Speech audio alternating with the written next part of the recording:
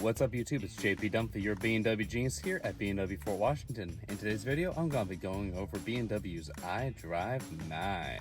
So, let's go. Let's get started from the top right here. So, looking at this, hello. Yes, we're not going to play any music for obvious reasons. And actually, before I get going with this, I'm going to disconnect this all together so that way we don't have to worry about it kicking in. Where is mobile devices? That's right by you. There you are. Boop. A little bit different in every single one. So, goodbye. Disconnect. Thank you for playing.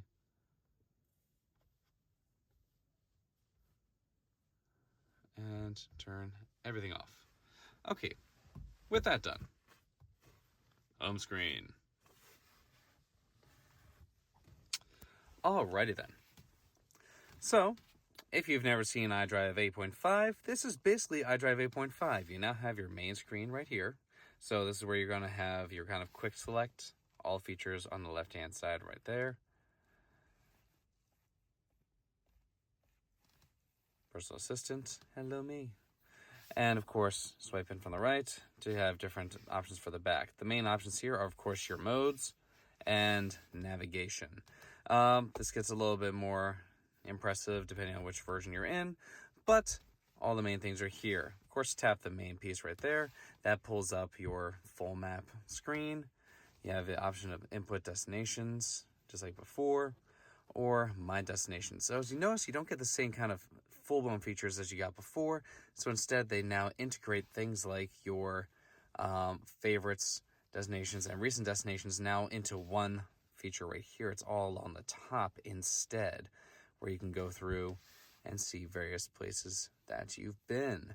Of course, they also have quick select options right there for things like gas, parking, food, coffee, etc. The main home button, of course, is still right here at the bottom. And when you have Apple CarPlay selected, press the home button, you'll actually see your Apple CarPlay or Android Auto feature right there, so you can toggle between the two by simply tapping that button right here. So where the home button is, instead it was switched to Apple CarPlay. When you're in CarPlay, it's switched to the home button, so you can switch between iDrive and Apple CarPlay, or Android Auto and Apple CarPlay, quick and easy. Just like other 8.5 features, of course you have things like, let's go in here and turn on our climate, so we have the ability to show you this. Same kind of auto and manual modes for your climate control itself, as well as your quick select feature, where you tap right here for heated seats and heated steering wheel. Now this does get the newer steering wheel right here. Whenever you see this particular type of steering wheel, this is going to always give you the higher options for heating, so 3-level heating rather than simple on and off heating. And again, you see that right there with 3 levels. And again, that's always going to be available, so you could be in the middle of Apple CarPlay, Android Auto, and still have access to all this on the bottom. Now, a difference between this and the previous iDrive 8 that we had in the X1 when it first came out is these guys are always going to be on the side here. Before, when you went to your home screen, these guys disappeared. Instead, they are always going to be on the side here. And because you do not have the iDrive controller down here, that's another reason why they have these always available on the side for media, telephone, and navigation. Let's go back to our home screen here. So again, you have all of that. When it comes to everything else, you still do have the option to swipe down, have access to your shortcuts. As you notice, they got rid of the kind of quick selects or recent options, so instead they give you just shortcuts, and these will fill up more as you add more and more shortcuts. Speaking of adding shortcuts, you can still do it the exact same way as before, where you can press and hold and then add shortcuts that adds it to it. Within media itself, you still have the options for everything you expect. Media. Change your inputs are right here in the upper corner, where you can choose FM and Sirius. If you have Apple CarPlay, that'll be added as an option as well. And when you go in, let me make sure the volume's down here. Okay, perfect. Volume is down, so that we don't have to worry about any copyrights. The only thing that changes in this now is you don't have anything on the side here except for basic settings. But if you have, for instance, I don't know, 88.5, let's do that. you see you only have the options to add shortcuts or favorites. So you can either add to your shortcuts or favorites. If you add to favorites, it now gets saved within favorites here. As you will notice, there actually is no option for presets in iDrive 9. Exactly why, I'm not entirely sure, but for whatever reason, they've gone away from the iDrive 9 setup for presets, so there's no longer a preset option in here. So instead, AM and FMs are all favorited underneath their own favorites, and then if you switch to Sirius instead, you get the options for all channels, all that. And if I go to, of course, my personal favorite, BPM, press and hold, I can only add to shortcuts, which seems like a little bit of a sad time, but yeah, no, you have all that. You have, of course, your collections and XM favorites, as well as Pandora stations, which I find interesting and change in here. But again, going into all settings, only have the options for that. When it comes to the rest of the things you have in here, of course, when you have all the usual things that you expect, you have your quick filters right at the top. So all, infotainment, vehicle, recently used, and digital premium. This is a nice little change that's in here compared to before. If you notice, I actually already downloaded Fruit Slice Frenzy, aka Fruit Ninja, because in the newer ones, the biggest change here, if you didn't know already, is that iDrive 9 is an Android automotive-based system, not a Linux-based system, meaning that when you go into your basic settings, you actually have an app store. So you have various things in here, integrations, digital premium, special ones, so a bunch of things like Treble FM, Tidal Music, and Spotify, all these things that you normally wouldn't get in other ones. Display all categories, music, news, and gaming. And you, of course, from in here also manage what you already have in here, from services to apps. Of course, if you don't want something in here, this does tell you which version of everything that's on there.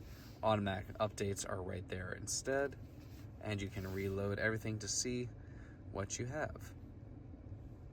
So that is a big change from iDrive 8.5 or iDrive 8 altogether. Going back to all this again, another thing that has changed in here is, of course, how you interact with the screen. So similar to iDrive 8, when you are here, change profiles, and want to add a profile, there's no longer a manual input option. It is simply, wait for it, come on, changing out of my profile here, is only going to be a scan QR code option. So you do have to have the My BMW app or a BMW login ready so you can log into the My BMW app and go from there. Let's delete this profile that we don't need.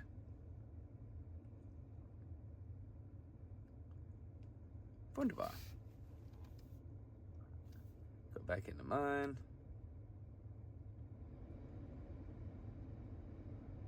And let me look away from here. Not that it was going to be in any of my cars anyway, but, you know, that is linked to my particular profile.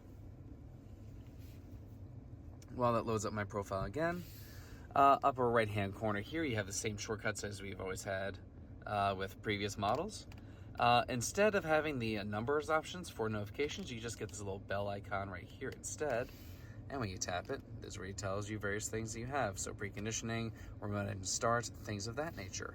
You can also, of course, change your settings, tell you what you want. This may look familiar to you if you've seen previous versions as well. Music quick highlights, of course.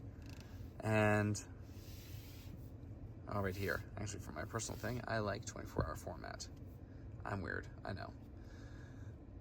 Going back into our apps one more time, I want to show you another big kind of change they have in here. So if we go into something like, for instance, let's go to our drive settings. You'll notice that under drive settings, looks familiar for the most part right here with quick select options like drive off support for low traction mode, as well as iconic sounds, lane departure, and all that. But if I go into the actual features here, you'll notice that it's no longer a list. It's instead these little tiny bars right here. And we have definitely noticed the kind of Android automotive features when we go into things like driving. Instead, they really map out everything that you have in here to give you easy things like explanations of what each feature does, distance control, driving, switching to normal, and they try and make it as easy as possible for you to use. So that's gonna be good and easy. Drivetrain, of course, options for iconic sound, and of course here's your deactivate ones for idle, start, stop. Press and hold to get that going. Parking release, all the good stuff. Everything else in here, of course, data privacy. If you'll notice now, another thing they had here, before you basically selected a generalized thing where you chose kind of all features, no features, but instead with iDrive 9, because it's an Android automotive base, you actually select individual options of what you want active for everything. You can also see individual categories of it, just like in your normal phone. So for instance, BMW apps, and you can basically tell it what has permissions. So if I go into contacts, what can see contacts, which versions can see it, which ones can't. And you can of course go in here and change what you want to be seen. If you want your service center to be able to see contact permissions, you can do it right here. So again, more of an automotive based system for it. Now, with that active, I'm going to temporarily reconnect my Apple CarPlay so I can show you that kind of switch around for it. I know nothing is connected. We are going to go back into here for mobile devices and turn back on Apple CarPlay.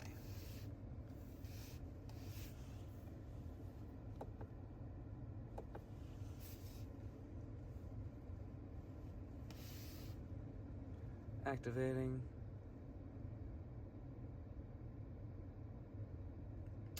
And there we go.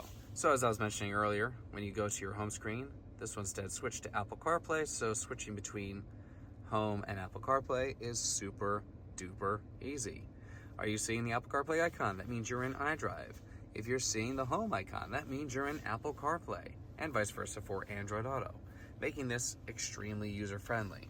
Now again, for anyone that needs a kind of quick refresher for this, everything that's on here can of course be changed through various burger menus. If you don't know what a burger menu is, come on, focus. There we go. Anytime you see these little three lines on something, so these are drive settings, that's what I consider a burger menu. You have them here, you have another one up here on your interior lights, and you have another one over here for exterior lights. And basically, that is the breakdown of iDrive 9. Everything super easy to use. Connecting everything on your phones. Oh, another good thing to see down here is whenever you have your phone connected, gives you access, tells you what your connection type is. So Apple CarPlay, service, battery, quick select things for these. So here's my wife, mom and dad, and mobile devices, quick features to change up right in here. And yeah, that is basically the breakdown of all this. Contact's not going to do anything here. Likewise dialing, because we have Apple CarPlay active. If you did not have Apple CarPlay active and instead had your Bluetooth set up, that would give you options for things like messages and contact uploads. And yeah, that is basically that. So, I'm trying to think if there's anything else that I'm missing here. Of course, my modes, all these wonderful features in here. Notifications. And again, a little change in here. Again, automotive, Android Automotive means that there's a memory option, so you can see that. Interior camera, they do have options for interior camera on these particular cars. And everything else is relatively self-explanatory. If you look at it, what is that?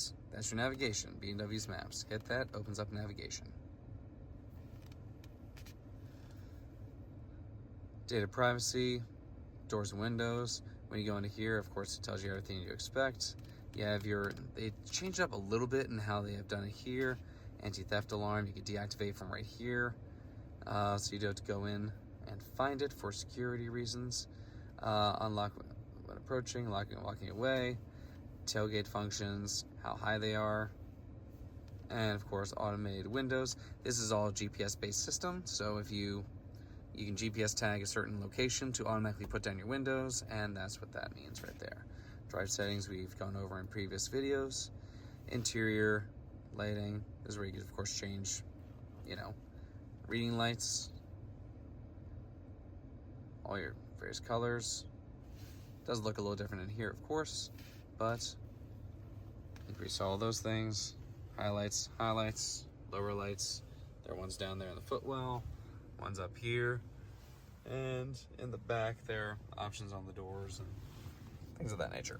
So little things. Cockpit brightness, everything you expect. Keys. Now, of course, with most of these, you do have options for digital keys. So you have, like for instance, if you have a newer Apple Watch, anything from Apple Watch 7 or newer, those have ultra wideband, so you have digital key plus as an option on those. Key card, I didn't activate on this, but you can activate it right here. And of course, vehicle key options down here as well. Now I have my phone set up as a digital key. You have your normal keys, and if you have any standard key connected to your profile, you can do it there. Notifications, open source manuals, everything is required for us. Sound systems, parking features, weather, Alexa. If you download any apps from the App Store, they'll show up in here as well. All the various apps in CarPlay are down here as well, just as before. Oh, one more thing. Of course, if you haven't done these before, hard buttons right here for max defrost and rear defrost. Parking sensors down here. Hard touch buttons for that. Volume knob. All the things you expect. So, yeah. That covers kind of the walkthrough of iDrive 9, the various things that are different. Slightly different, menus and the way they just look different. Same functionality, just a little bit of a different layout. So if you haven't seen any other videos about my iDrive 8.5 or 8 walkthroughs, this is going to be very similar. Again, it's just a different automotive base system. So again, switching from a Linux system to an Android automotive system, that means that's sort of more like a phone interface for it. Slightly smoother CarPlay, Android Auto. That doesn't mean that this runs Android Auto. Android Automotive is an actual system that's underneath.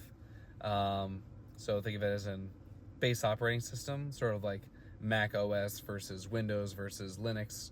That's just what that means for the underlying thing for it.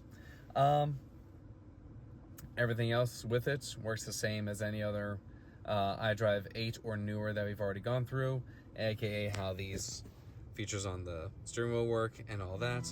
I'm also actively working to not make this the front-facing camera for myself, so that way you guys aren't getting a reversed image of me. Hopefully this is helping. I know some people have been complaining about that. I found that a little funny, but not my place to tell you what you guys as the viewers like. My job is to give you guys what you want and give you informative videos. Speaking of, if you found this helpful, please, as always, like, comment, share, and subscribe. This videos are only coming to you because you guys watch them, and let me know what you guys want to see in the future. And with that, thanks so much for being with us, and let me know if there's anything else you guys want to see. Coming up, I'll make some videos about things like the newer i5 and just a walkthrough of those videos or those vehicles. So, thanks so much. Have a great rest of your day.